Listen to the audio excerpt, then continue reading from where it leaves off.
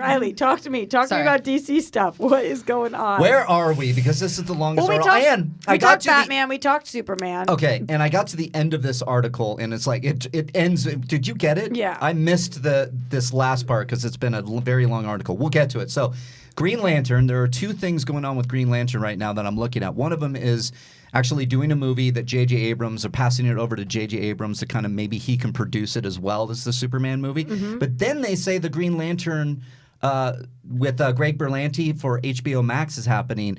So they're separate. I thought that was going to be for the movie. Well, they kind of mentioned the article that they are planning on doing content on HBO Max that is under $65 million that they could possibly spin off into the movies. So Green Lantern might fall in that realm. I kind of liked that DC kept it separate. Marvel double dipped. So it's like Marvel trying to make Agents of S.H.I.E.L.D. line up. It means that you have to be across all parts of content as it's released for it to fit that timeline. For me, there was a relief in DC, the CW shows, staying completely separate. So I had a little less pressure about how I would consume said content. Right. So the fact that they're going to tie it in a little bit more, I don't think it's necessary. Especially on a paywall service. Now we're not even talking about CW. We're I mean, I guess with Netflix that makes sense, but DC Universe is an app that I think a lot of people probably don't have right now. HBO Max might be similar. Well, it says here, in regards to Green Lantern, Jeff Johns is going to be delivering a script for Green Lantern Corps. Jeff Johns loves Green Lantern. It's his favorite one. It's his little baby. And I love Jeff Johns loving Green Lantern. And that's supposed to be the end of this year, correct, that he delivers that script? Does it say here? I can't really see. But the project may be presented to Abrams and Bad Robot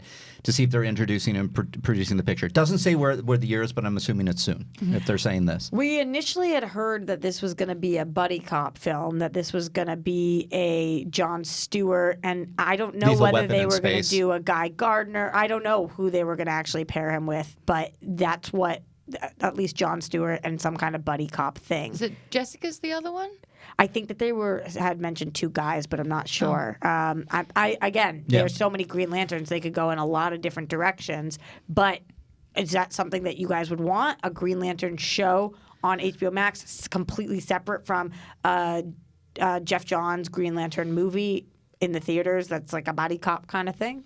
I mean, I've said it before where I don't mind different interpretations, even though you have the same character being released in different mediums, whether it's streaming, whether it's a movie. Just make it good. Yeah. It's like, I love Joker for that reason. They didn't care about anything else, and they just did their own interpretation. And as long as you have people that are working on these characters that love the characters, you usually get some quality. It's so hard, though, Dee, because I feel like we want creators to put blinders on and just create the best work.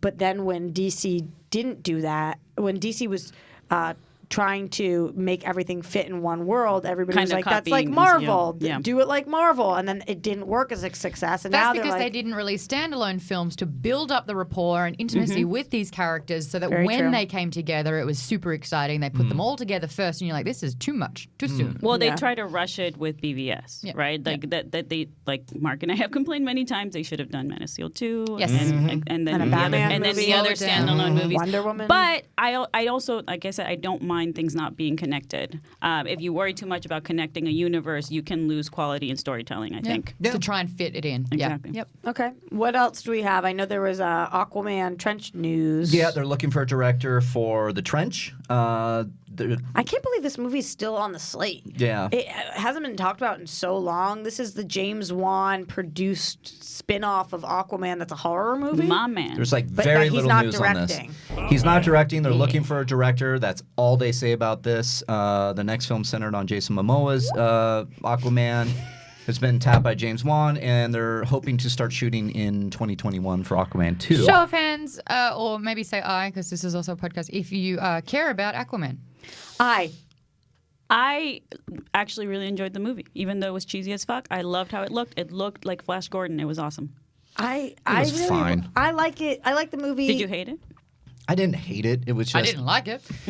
I love James Wan. You're right. The directing was amazing. And what he was able to do with an underwater effect, like he had all the means that was amazing. The script was weak. I agree. Because I happen to love Man of Steel, Batman v Superman. I love those. And the tone was just absolutely a 180 when we got to Aquaman. And I was like, where's... Yeah. So I was a little bummed by that. And it didn't... entertain me that much. But Roxy, I'll say it that way. you like Jason Momoa as Aquaman, I right? like Momoa. I think he's great as Aquaman. I like the movie. I think that there were holes in the script. Tonally speaking, it was kind of unclear what it wanted to be. For sure. But like those action sequences, it was like, how cool is this? You're like, The action's great. It's distracting me. Yeah, I thought I that get it. I really enjoyed a lot of it. Yeah. I actually liked it less rewatching it the first time I saw it. I think I liked it more because it just was so great to look at. Right. In the theater, it's just a spectacle. Yeah. I had the opposite of that Really? because I had a real problem in the theater watching it. I was like, ooh, and then I watched it again at home, and I was like, oh, it's not as bad as I remember. So I also had I don't know if this happens to you, Maud, but I was doing the junket for this movie, and sometimes it makes me have rose-colored glasses for something when you're going and you're screening something so far in advance, and everyone in the room is a hype person for it, and you're watching it on this massive screen exactly how they want you to see it. Yeah. And and everybody in the audience is like, yeah, How I watch the movie impacts how I like the movie. me too. The Last Jedi. I was at the world premiere, and the atmosphere and the energy from the people in that cinema, I had the best time watching that movie. And then when it got hate, I was like, I don't understand. How? And they're like, well, this entire chunk in the middle doesn't make sense. I was like, you're right. Yep. Oh Yeah. my God. Rose-colored glasses. Yeah, so I was there too, and similar thing happened to me where the Yoda. Good for us. Yeah. The Agree, Luke Christian. and Yoda scene. I was like, oh, this is so cool. I'm so happy. Like it's bringing me back to my childhood. And then the Canto Bite stuff started, and I was like, I don't know if I like that as much. And then later I was like, yeah, I was sure I didn't like it. Yeah. it's weird. Canto Bite is fine. I was like, why didn't we get more Justin Theroux? Right. All I he did don't was under- Justin I- Theroux the dice. Yeah. Hey, him. Josh McCougar liked that one too. Boom. love him Nailed so it. much. What else? Do you want more? yes, I do. Okay, good. What else? What else? Because we are on the precipice of Last Jedi conversation, and I've been Yeah. saying over and over again, all Segue. roads lead to fucking Last Jedi. I mean, it just always seems to all happen that roads way. lead to DC. But DC, here we are. For The Flash, they're still moving forward on Ezra Miller's That's a risk. interpretation. I like it. Andy Muschietti is going to oversee that. It's still in Yay. development. Christina Hodson, who wrote Bumblebee, is writing the She's screenplay great. now. Yeah. She's about to finish this and turn it in, and then she's going to move on to Batgirl. Fantastic. Super excited about Andy Muschietti and Christina Hodson Yes. teaming up. Super not excited about Ezra Miller being in this movie. Really? See, I I'm do- so glad he's Did still you- involved. Did you not like him in Justice League? Like, really did not. Oh, I thought he was one of the better parts in Me it. too. Yeah, it needed that comedic Yeah. relief, and I thought he was great. I didn't think. Oh, go ahead. Just Mon. him as a person, I believe, is a liability. Interesting. Is it true that he travels around with like his life guide person? Guru? Yeah, What is- life yeah. guru. Because maybe that's what we need. I do need that. I actually adore him as a performer. I think he's excellent He's in great. everything else. Yeah. I cannot stand this interpretation of Barry Allen. Okay. It drives me nuts, maybe because I am such a fan of Grant Gustin and I have that at the same time. But it just, Yeah. when I watch it, I'm like, that.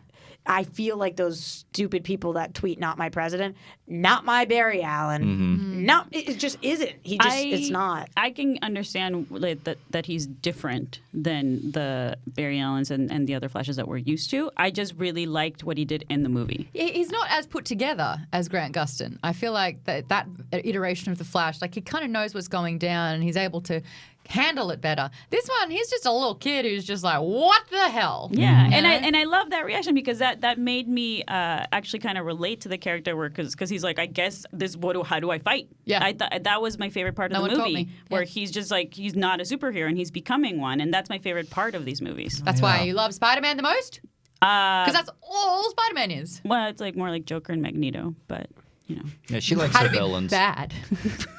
Oh, I have all this evil in me. What do I do with it? Remember Oh, when- that felt good. They're dead now. No, they're bad God. people. Do you remember when Dorito? No, they're bad people. I just grew they up s- fascinated by the characters. Is all. It's That's fine. fair. This is what happened. We asked Dorina what her weird shit was, and she was like, "Oh, probably the fact that I'm bilingual," and said nothing Oh, about just bypass the the Satanism. Yeah. Oh, cool. Didn't want to mention that Magneto and Joker. Cool. Look up to the villains. No, I It don't might be look the fact that I up speak to them. multiple languages, just to be The best clear. villains are the moral You gray adore area. them. You love them. I know. You look up to them. I don't like what they do, don't but I like what they do. understand why they become villains. Which They're iteration of evil. Magneto is your They're favorite? shitty. Ooh, like in comics or in movies? Which Just iteration? yeah. I mean, I love Michael Fassbender as Magneto. I Ooh, think Daddy he's- Maggie. I like I actually have not heard that, but I'm into I have it. Just said never it. heard that. I'm into it too.